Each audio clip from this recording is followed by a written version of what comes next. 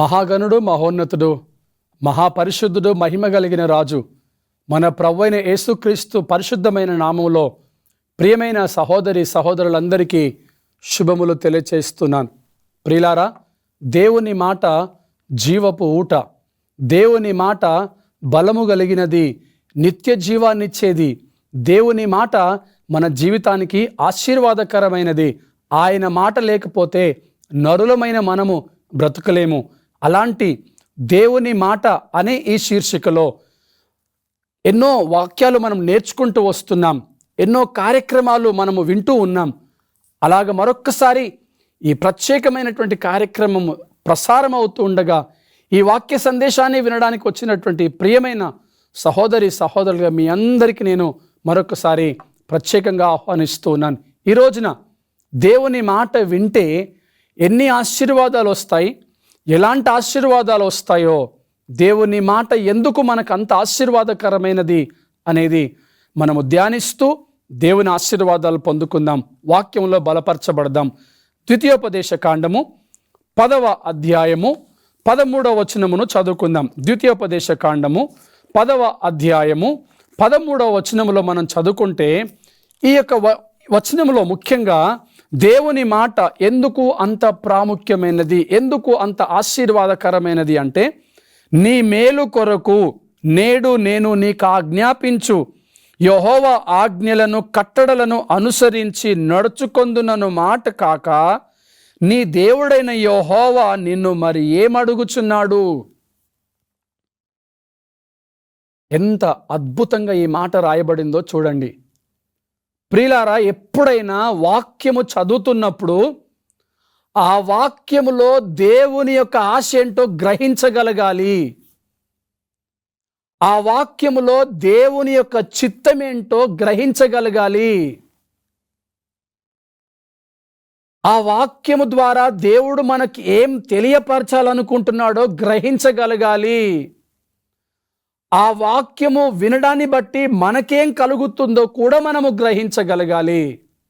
అలాగే ఒక సేవకుడు, దేవుని పరిచారకుడు వాక్యం చెప్పడానికి నిలబడ్డప్పుడు ఆ వ్యక్తిని కాదు కానీ ఆ వ్యక్తి యొక్క ఉద్దేశం ఏమై ఉన్నదో, ఆ వ్యక్తి ద్వారా దేవుడు ఏమి తెలియపరచాలనుకుంటున్నాడో లోతుగా గ్రహించగలగాలి. అలాంటి ఆత్మీయత ఉన్నప్పుడు అలాంటి ఆత్మీయులు మాత్రమే దేవుని వాక్యాన్ని అంగీకరిస్తారు, వాక్యానికి విధేయత చూపిస్తారు, వాక్యానికి లోబడతారు.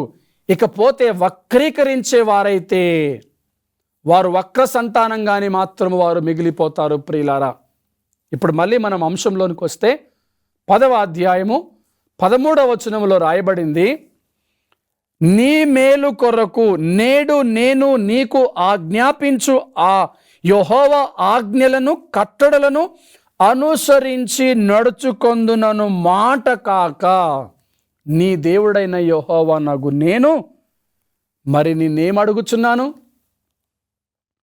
అవును ప్రియులారా, మన దేవుడు, మన తండ్రి, మన యెహోవా మన మేలు కోరి ఆయన ఆజ్ఞ ప్రకారంగా నడుచుకోమని అడుగుతున్నాడే తప్ప మరేది మనల్ని అడగట్లేదు. ఆయన ఆజ్ఞ ప్రకారంగా, ఆయన చిత్తం ప్రకారంగా, ఆయన మనకిచ్చిన ఆజ్ఞల మీద మన జీవితాలు కట్టబడాలని, అలా మనల్ని నడుచుకోమని, నా కుమారుడా నా మాటలకు లోబడి, నా మాటలకు విధేయత చూపిస్తూ నా ఆజ్ఞకు నువ్వు లోబడి నడుచుకో, ఇంతే, ఇంతకు మించి నేను నిన్ను ఏం అడగట్లేదు అని ప్రభు సెలవిస్తూ ఉన్నాడు. నా ప్రియమైన సహోదరి సహోదరులారా, ఇక్కడ మనము గమనించినట్లయితే దేవుని వాక్యములో ఈ ద్వితీయోపదేశ కాండం ముఖ్యంగా 10వ అధ్యాయం 13వ వచనం అయితే ఆయన ఆజ్ఞ ప్రకారంగా నడుచుకో, ఇంతే, ఇంకా నేను నిన్ను ఏం అడగట్లేదు. కానీ 11వ అధ్యాయము 27వ వచనానికి వచ్చినప్పుడు అక్కడ రాయబడినటువంటి మాట, నేడు నేను నీకు ఆజ్ఞాపించు మీ దేవుడైన యెహోవా ఆజ్ఞలను మీరు వినిన ఎడల దీవెనయు, మీరు మీ దేవుడైన యెహోవా ఆజ్ఞలు వినక నేడు నేను నీకు ఆజ్ఞాపించు మార్గమును విడిచి మీరెరుగని ఇతర దేవతలను అనుసరించిన ఎడల మీకు శాపము కలుగును అన్నాడు. నీ మేలు కోరి ఆయన ఆజ్ఞలు నీకు ఇచ్చాడు, అది పాటించమంటున్నాడు, అనుసరించి నడుచుకోమంటున్నాడు. అంతకు మించి ఏం అడగట్లేదు ఆయన. ఒకవేళ వినకపోతే, ఆ ఆజ్ఞల్ని విడిచిపెట్టినట్లయితే నీ మీదకి శాపం వస్తుందని చెప్పాడు ఆయన. నేను ఈ కార్యక్రమాన్ని ప్రారంభించినప్పుడు మొదటి కార్యక్రమంలోనే, మొదటి ఎపిసోడ్లోనే చెప్పాను, చాలామంది దేవుని మాట వినకుండా అవిధేయత కలిగి ఉంటారు, జీవితాన్ని పాడు చేసుకుంటారు.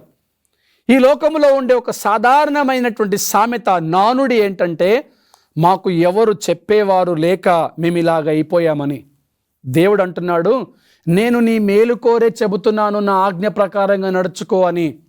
నడుచుకోకపోతే శాపం, నడుచుకుంటే దీవెన. చాలామంది విశ్వాసులు కూడా చెబుతూ ఉంటారు, మాకు ఈ మాట తెలీదండి, మాకు ఈ వాక్యం తెలీదండి, ఇలా చేయకూడదని మాకు తెలీదండి. ఇంకొన్ని సందర్భాల్లో దేవుని సేవకులు కూడా చెబుతారు, ఇలా చెబితే సంఘస్థులు మా మీద తిరగబడతారు, విశ్వాసులు మా మీద తిరగబడతారు, మా గురించి చెడుగా ప్రచారము చేస్తారు, అవిధేయత చూపిస్తారు, లేకపోతే మందిరానికి రారని. ప్రియులారా, ఏది ఏం జరిగినా ఇక్కడ దేవుని మాట వినడము లేదనేది గ్రహింపు కలుగుతుంది. దేవుని మాట అంటే నొచ్చుకుంటున్నారు, అది నచ్చట్లేదు అనేది కనబడుతుంది. ప్రియులారా, ద్వితీయోపదేశ కాండములో అంటున్నాడు ఆయన, మీరు నా మాటలు విని, అది మీకు మేలుకరం కాబట్టి మీరు నా మాటలు విని దాన్ని అనుసరించి నడుచుకోనండి, ఇంతకు మించి నేను మిమ్మల్ని ఏం అడగట్లేదు అంటున్నాడు ఆయన. మళ్ళీ 11వ అధ్యాయంలో అంటాడు, 27వ వచనంలో, వినకపోతే మీకు శాపము, వినకపోతే మీ జీవితాలు బాగుపడవు అని ఆయన అంటున్నాడు. ప్రియులారా, దేవుని మాట విని ఆ మాట ప్రకారంగా నడుచుకుంటేనే మన జీవితానికి ఆశీర్వాదకరం ఉంటుంది. ఒకసారి 1 యోహాను 5వ అధ్యాయము 3వ వచనం చదువుదామా? దేవుణ్ణి ప్రేమించడము అంటే ఆయన ఆజ్ఞల్ని పాటించడమే. 1 యోహాను సువార్త 5వ అధ్యాయము 3వ వచనములో ఈ మాట మనకు వినబడుతుంది. దేవుణ్ణి ప్రేమించడం అంటే ఏంటి? నన్ను ప్రేమించువారు నా ఆజ్ఞలు గైకుంటారు అని రాయబడింది కదా 1 యోహాను 5వ అధ్యాయము 3వ వచనములో. ఇక్కడ రాయబడినటువంటి మాట, మనం ఆయన ఆజ్ఞలను గైకొనుటయే దేవుణ్ణి ప్రేమించుట. మనము ఆయన ఆజ్ఞలను గైకొనడమే దేవుణ్ణి ప్రేమించడము. నిజముగా దేవుణ్ణి ప్రేమిస్తే ఆయన ఆజ్ఞలు గైకుంటావు. ఆయన ఆజ్ఞలను గైకొంటే నీ జీవితం ఆశీర్వాదకరంగా ఉంటుంది.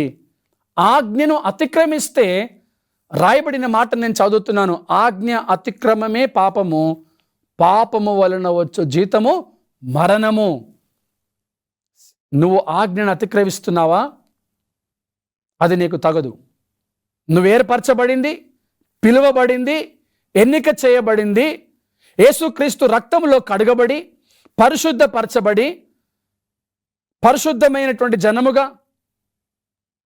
ఆయన ఎదుట నిలబెట్టడానికి నువ్వు ఏర్పరచబడ్డావు. అయితే ఆ వాక్యము చేత నువ్వు ఉదక స్నానము చేయబడుతున్నప్పుడు ఆ వాక్యము చేత నీ పాపాలు కడుక్కుంటున్నావా? ఆ వాక్యానికి సమర్పించుకుంటున్నావా? ఒప్పుకుంటున్నావా? అది చాలా ప్రాముఖ్యమైంది. అందుకని 1 యోహాను 5:3 అంటున్నాడు, ఆయనను నువ్వు ప్రేమిస్తున్నావని చెప్పడానికి నిదర్శనం, సూచన, నువ్వు ఆయన ఆజ్ఞలు పాటించగలగాలి. ఆయన ఆజ్ఞలను పాటించగలిగితే నువ్వు ఆయనను ప్రేమిస్తున్నావని ఈ మాటలో మనం ఇక్కడ చదువుతున్నాం. 2 ప్రాముఖ్యమైనటువంటి ప్రశ్నల యొక్క సమాధానాన్ని మనం తెలుసుకుందాం. దేవుని మాటలు వినడం, దేవుని దీవెనలు పొందుకోవడం, ఈ 2 విషయాలను మనం క్షుణ్ణంగా కొద్దిసేపు పరిశీలించుదాం. ప్రియులారా, మొదటిది, దేవుని మాట వింటే ఏమవుతుంది? మనము దేవుని యొక్క వాక్యంలో చూస్తే దేవుని మాట వింటే ఏమవుతుంది? యెషయా గ్రంథం ఒక్కసారి చూద్దాం. 48వ అధ్యాయము 17వ వచనం. యెషయా గ్రంథము 48వ అధ్యాయము 17వ వచనాన్ని మనము చదువుకుందాం. నీ విమోచకుడును ఇశ్రాయేలు పరిశుద్ధ దేవుడునైన యెహోవా ఇలాగు సెలవిచ్చుచున్నాడు, నీకు ప్రయోజనము కలుగునట్లు నీ దేవుడనైన యెహోవానగు నేనే నీకు ఉపదేశమును చేయుదును, నీవు నడవవలసిన త్రోవను నిన్ను నడిపించుదును. ఇది 17వ వచనములో రాయబడినటువంటి మాట, యెషయా గ్రంథంలో ఉన్నది. యెహోవా అనే నేను నీ దేవుణ్ణి, నీకు ప్రయోజనము కలిగేలా నీకు బోధిస్తాను, నీవు నడవలసిన మార్గములో నేను నడిపిస్తాను అని అంటున్నాడు ఆయన. చూసారా ప్రియులారా, దేవుని మాట మనకు ప్రయోజనం కలిగిస్తుంది. దేవుని మాట మనకు మేలును తీసుకొని వస్తుంది. దేవుని మాట ఉపదేశము ఏ త్రోవలో మనల్ని నడవాలో నడిపిస్తుంది. అయ్యా, నీ బ్రతుకుని మార్చుకో, నీ పద్ధతిని మార్చుకో. ఈ దారిలో వెళ్తే నీకు పాపం, ఈ దారిలో వెళ్తే నీకు శాపం, ఈ దారిలో వెళ్తే నీకు కష్టాలు అని చెబితే చాలామంది అంటారు, చెప్పావులేవయ్యా, నీ కాబట్టి నువ్వు ఎన్నైనా చెప్తావు, పాటించే మాకు ఎన్ని కష్టాలు ఉంటాయో, నీకు అన్నీ ఉన్నాయి కాబట్టి నీవేమైనా చెబుతావు. ఇదిగో మా జీవితం ఇలా ఉన్నది, మా కుటుంబం ఇలా ఉన్నది, మా పరిస్థితులు ఇలా ఉన్నాయి అని కారణాలు చెబుతూ తప్పించుకునే ప్రయత్నము చేసే విశ్వాసులు కూడా లేకపోలేరు.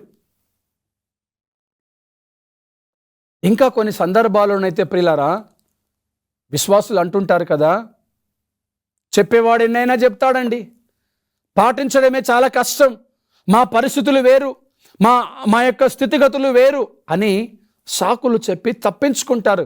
ప్రియులారా, ఒక మాట గ్రహించాలి, మేలైనదే నీకు చెబుతున్నాడైనా, ప్రయోజనకరమైన ఉపదేశమే నీకు చెబుతున్నాడైనా, నువ్వు నడవవలసిన మార్గంలో నడిపించడానికే నీకు ఆ పని అప్పగిస్తున్నాడైనా, అది కూడా నువ్వు కసురుకుంటే, దాన్ని కూడా నువ్వు విసిగించుకుంటే, అది కూడా నువ్వు తృణీకరించుకుంటే ఇంకా నీ జీవితానికి విలువ ఎక్కడి నుంచి వస్తుంది?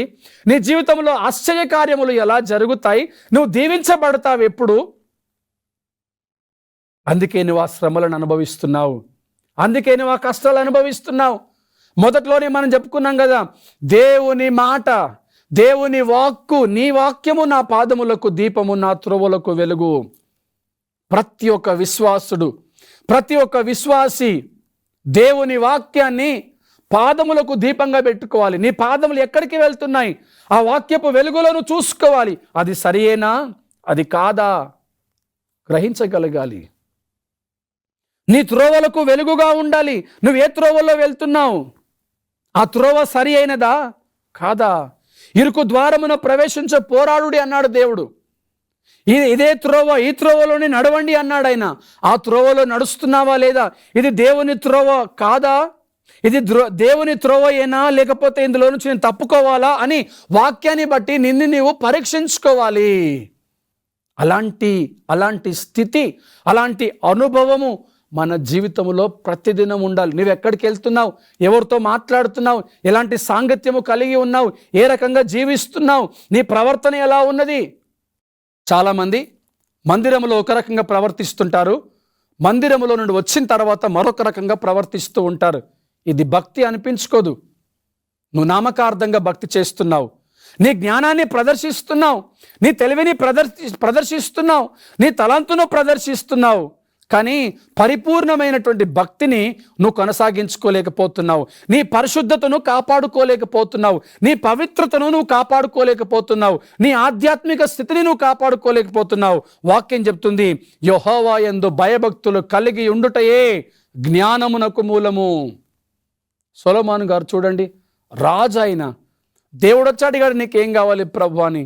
ప్రభువా, నాకు ఇంతమంది మంత్రులు నీవు, ఇంతమంది భటులు నీవు, ఇంత సైన్యాన్ని నీవు, నీ ప్రజల్ని నేను సంరక్షించుకుంటాను, నీ ప్రజలని నేను కాపాడుతాను అని అడగలేదు ప్రియులారా. దేవుని వాక్కును కోరుకున్నాడైనా, నీ జ్ఞానం నాకు ఇవ్వు ప్రభువా, ఏం చేయాలో ఏం చేయకూడదో వాక్యం అనే వెలుగు, వాక్యం అనే దీపం నాకు కావాలి, నీతి న్యాయములు జరిగించే విషయంలో నీ కృప నాకు కావాలి, నీ జ్ఞానం నాకు కావాలని కోరుకున్నాడు. ప్రియ సంగమా, ప్రియ సహోదరుడా, ప్రియ సహోదరి, నీవు నేను కూడా అలాగే కోరుకోవాలి. ప్రభువా, నీ మార్గములో నడవడం నాకు నేర్పించండి, నీ మాటకు లోబడడం నాకు నేర్పించండి, విధేయులుగా ఉండడం నాకు నేర్పించండి అనేటటువంటి మాట కొరకై మనం ఎదురు చూడగలగాలి. ఆ ప్రార్థన మనము చేయగలగాలి. ఆ మాటలు మనం వింటున్నప్పుడు మన జీవితాలను మనము సరిచేసుకోవాలి ప్రియులారా. రెండవది చాలా ప్రాముఖ్యమైనది, దేవుని మాట వింటే ఏం జరుగుతుంది? దేవుని మాట వింటే ఏం జరుగుతుందో లూకా సువార్త ఒక్కసారి 11వ అధ్యాయము, లూకా సువార్త 11వ అధ్యాయము 28వ వచనాన్ని మనం చదువుకుందాం. 11వ అధ్యాయము 28వ వచనం. ఆయన అవును గాని దేవుని వాక్యమును విని దానిని గైకొను వారు మరీ ధన్యులని రాయబడెను. ఏం కలుగుతుంది దేవుని వాక్యం వింటే? మనము ధన్యులుగా మారిపోతాము. మన జీవితంలో సంతోషము, సమాధానం ఉంటుంది. ఇక ఈ మాట ఎందుకు రాయబడిందంటే 27వ వచనం నేను చదువుతున్నాను, వినండి ఒకసారి. ఆయన ఈ మాటలు చెప్పుచుండగా ఆ సమూహములలో ఉన్న ఒక స్త్రీ ఆయనను చూసి, నిన్ను మోసిన గర్భమును నీవు కుడిచిన స్తనములు ధన్యములై ఉన్నవి అని కేకలు వేసి చెప్పగా ఆయన, అవును గాని దేవుని వాక్యము విని దానిని గైకొను వారు మరి ధన్యులని రాయబడింది. ఇక్కడ ఒక అద్భుతమైనటువంటి లోతైన అంశమును మనము ధ్యానం చేద్దాం ప్రియులారా.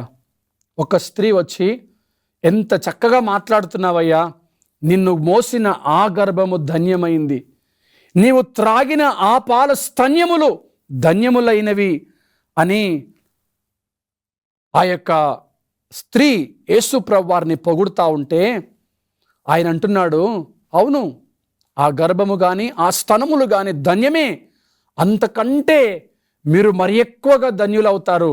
ఎప్పుడంటే ఆ మాటలు విని వాటిని గైకొని వారు మీరు మరి ధన్యులు అని దేవుడు వారికి తిరిగి ప్రత్యుత్తరం ఇచ్చాడు.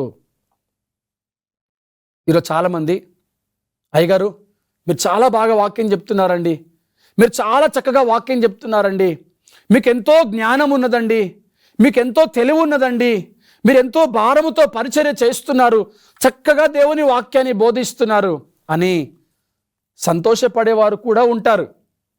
తిరిగి మళ్ళీ సాయంకాలం ఇంటికి వెళ్ళిపోయి అన్నీ మర్చిపోయి యథా రాజా తదా ప్రజ అన్నట్లుగా మళ్ళీ పాపపు స్వభావంలోనే ఉండేవారు కూడా కొంతమంది ఉంటారు ప్రియులారా.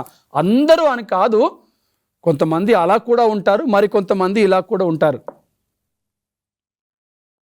అయితే ప్రియులారా, ఒక్క విషయం గ్రహించాలి, ఆ వాక్యము ఎంత ప్రాముఖ్యమైందంటే చెప్పేవారి కంటే, బోధించిన వారి కంటే ఆ వాక్యాన్ని విని ఆ వాక్యాన్ని గైకొనేవారు మరీ ధన్యులని వాక్యము స్పష్టంగా తెలియపరుస్తుంది.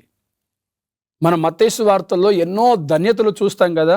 హృదయ శుద్ధి గలవారు ధన్యులు, నీతి కొరకై ఆకలి దప్పులు గలవారు ధన్యులు, ఇలాగ చాలా ధన్యతలు ఉన్నాయి కదా. నీవు మరి ఎక్కువ ధన్యుడిగా కావాలి అనుకుంటే వాక్యాన్ని విని వాక్యం ప్రకారంగా నడుచుకునేవారే ధన్యులు. ప్రియులారా, ఈ మాట యేసు ప్రభువారి యొక్క నోట ఎందుకు వచ్చిందో తెలుసా? నేను చెప్పాను, దేవుని సేవకుడు ఏ ఆశతో మాట్లాడుతున్నాడు, ఆయన హృదయం యొక్క ఆంతర్యం ఏమై ఉన్నది, ఆయన హృదయం యొక్క ఘోష ఏమై ఉన్నది, ఆయన ఎంత బాధ్యత భారము కలిగి ఉన్నాడు అనేది చూడగలగాలి. యేసు ప్రభువారు ఎందుకు ఆ మాట అన్నాడు అంటే, అక్కడ ఉన్నవారిలో చాలామంది వాక్యము బోధించబడినప్పుడు ఆ బోధకు ముగ్ధులైపోతున్నారు, భరితులైపోతున్నారు, కానీ వాక్యాన్ని విని వాక్యం ప్రకారంగా గైకోవటం లేదేమో. ఈ చివరి దినాల్లో చాలామంది వాక్యాలు వింటున్నారు, కానీ వాక్యాలు గైకోవటం లేదు. ఇంకా దౌర్భాగ్యం ఏంటంటే, ఈ యూట్యూబ్ ఛానల్స్ వచ్చిన తర్వాత చాలామంది యూట్యూబ్లో ప్రజెంటేషన్ను చూస్తున్నారు, అందాలను, అందచందాలను, రకరకాలైనటువంటి విషయాలను చూస్తున్నారు, కానీ వాక్యం యొక్క లోతైనటువంటి సారాంశాన్ని గ్రహించలేకపోతున్నారు. వాక్యమునకు పూర్తిగా పరిపూర్ణంగా విధేయత చూపించలేకపోతున్నారు, వాక్యానికి లోబడటం లేదు. అక్కడక్కడ టీవీ కార్యక్రమాలైతే టీవీని ఆన్ చేసి పెట్టుకుంటున్నారు, ఆ టీవీలో ప్రోగ్రామ్ని పూర్తిగా చూస్తున్నారు. కానీ మన చేతుల్లో ఉండే సెల్ ఫోన్లో వచ్చే యూట్యూబ్లో మాత్రము ఆ వాక్యం ఏదైనా గద్దిస్తే, ఆ వాక్యము నచ్చకపోతే దాన్ని స్క్రోల్ చేసేసి మరి ఇంకొక దాన్ని చూడడం అలవాటుగా మారిపోయింది ప్రియులారా. వాక్యము వినడం కాదు, వాక్యము విని వాక్యాన్ని గైకోవాలి, వారే ధన్యులని దేవుని వాక్యం ఇక్కడ సెలవించడము మనం ఇక్కడ చదువుతున్నాం. ఆదికాండం ఒకసారి చూద్దామా? ఆదికాండము 45వ అధ్యాయము 7వ వచనములో, ప్రాణముతో కాపాడుటకు దేవుడు నీకు ముందుగా నన్ను పంపెను. ఇక్కడ చూడండి ప్రియులారా, యోసేపు అంటున్నాడు కదా, ఇదిగో నన్ను ఇక్కడికి పంపించాడు ఆయన అంటే మనలందరినీ ప్రాణంగా ఉంచటానికి, మన ప్రాణాలను కాపాడటానికి, మీ అందరికంటే ముందుగా దేవుడు నన్ను ఇక్కడికి పంపించాడు. యోసేపు అవమానించబడ్డాడు, హేళన చేయబడ్డాడు, తృణీకరింపబడ్డాడు, చివరికి చంపబడ్డాడు. చంపే ప్రయత్నం కూడా ఆయన విషయంలో జరిగింది. తర్వాత ఆయన రాజుగారి దగ్గరికి వచ్చాడు. ఇప్పుడు రాణిగారి చేతుల్లో ఉన్నాడు. ఆ చేతుల్లో నుంచి తప్పించుకొని బయటికి వెళ్ళిపోయాడు. చెరసాలలో వేశారు. ఇప్పుడు అగ్రస్థానంలో ఎన్నో కష్టాలు ఉన్నప్పటికీ కూడా, ఇప్పుడు అగ్రస్థానంలో ఉన్నప్పటికీ కూడా ఆయన తన జీవితంలో ఏనాడు దేవుని మాటను మర్చిపోలేదు. దేవుని వాక్యానికి ప్రాధాన్యత ఇచ్చాడు. ఆయన అంటున్నాడు, మిమ్మల్ని నన్ను మనలందరినీ కాపాడటానికే దేవుడు ముందుగా నన్ను ఇక్కడికి పంపించాడు, అంతేకాని నేను మీ మీద ఎలాంటి పగ తీర్చుకోను అని యోసేపు స్పందిస్తున్నట్లుగా మనము చూస్తున్నాం. ప్రియులారా, దేవుని బిడ్డలైన వారు చేయవలసినటువంటి పనిది. ఆత్మీయులు ఆత్మీయంగా ఆలోచిస్తారు, ఆత్మ సంబంధంగా జీవిస్తారు. శరీర సంబంధంగా జీవించేవారు లోకంలో కూరుకుపోయి లోకాశలతో నెట్టివేయబడి వాక్యానికి విరుద్ధంగా ఉంటారు, వాక్యాన్ని వక్రీకరిస్తారు. నేను ఈ మాట మళ్ళీ ప్రతి కార్యక్రమంలో ఈ మాట మీకు వినబడుతుంది. వాక్యాన్ని వక్రీకరించేవారు ఉన్నారని. ఆనాడు శాస్త్రులు, సుంకరులు, పరిసయ్యులు వాక్యాన్ని వక్రీకరించారు. ఈనాడు మనతో పాటుగా మన సహవాసంలో ఉండేవారు కూడా వాక్యాన్ని వక్రీకరిస్తున్నారు. నేనెందుకు మరలా వాక్యాన్ని వక్రీకరించేవారు ఉన్నారు అంటున్నాను అంటే నిజమే ప్రియులారా, చాలామంది మన సహవాసాల్లో మనతో ఉండేవారు వాక్యాన్ని వక్రీకరిస్తున్నారు. అలా వక్రీకరించే వారలారా జాగ్రత్త, అది నీకు నీ కుటుంబానికి క్షేమము కాదు. నువ్వు విడిచిపెట్టబడతావు. నీ జీవితానికి భయంకరమైన ప్రమాదం రాబోతుంది. ఆ వక్రీకరించుకునే విధానంని నువ్వు వెంటనే మార్చేసుకో. నువ్వు దీవించబడతావు. పరలోక రాజ్యం వైపుగా నువ్వు ప్రయాణాలు కొనసాగిస్తే ఆ పరలోక రాజ్యంలో నువ్వు ప్రవేశించగలుగుతావు. అలాగనే దేవుని వాక్యం వింటే ఈ రకంగా ఆశీర్వదించబడతావు. నీకు మేలుకరంగా ఉండటానికే, అది హెచ్చరిక అయినా, శిక్షించటమైనా, బుద్ధి చెప్పడమైనా, వాక్యాన్ని బోధించటమైనా, అది కేవలము నిన్ను హెచ్చరించడానికి మాత్రమే తప్ప, అది కేవలము నీకు మేలుకరంగా ఉండటానికి మాత్రమే తప్ప, అది కేవలము నేను ఆత్మ సంబంధముగా జీవింపచేసి ఆత్మీయతలో ప్రభు రాజ్యం వైపు నడిపించడానికే తప్ప మరొకటి కాదు. కాబట్టి దేవుని వాక్యాన్ని శ్రద్ధగా విందాం, దేవుని వాక్యానికి పూర్తిగా లోబడదాం, దేవుని వాక్యానికి విధేయత చూపించుదాం. దేవుని వాక్యం విన్నప్పుడు మన జీవితాలు మార్చుకుందాం. దేవుని వాక్యములో ఉండే ఘోషను అర్థం చేసుకొని ఆ వాక్యానికి సమర్పించుకుందాం. అట్టి ఆశీర్వాదాలను పొందుకోవాలనుకుంటే, ఆ శక్తిని పొందుకోవాలనుకుంటే కళ్ళు మూసుకుని ప్రార్థన చేసుకొని ఈ కార్యక్రమాన్ని ముగించుకుందాం. మహాపరిశుద్ధుడైన మా ప్రియ పరలోకపు తండ్రి, మీకు స్తోత్రములనైనా. మమ్మలను ప్రేమించి మా కొరకు ఏర్పాటు చేసిన ఈ కార్యక్రమాన్ని మీరు దీవించండి, ఆశీర్వదించండి. కార్యక్రమాన్ని వీక్షిస్తున్న ప్రియమైన వారందరినీ, వారి కుటుంబాలను మీరు ఆశీర్వదించండి. మేమందరము ప్రభువా మేలుకరమైన మీ మాటలు విని, మీ మాటలకు లోబడి, మాటలకు విధేయత చూపించి అలా జీవించటానికి మీ కృపను మాకు అనుగ్రహించమని యేసుక్రీస్తు నామమున ప్రార్థిస్తున్నాము తండ్రి. ఆమేన్.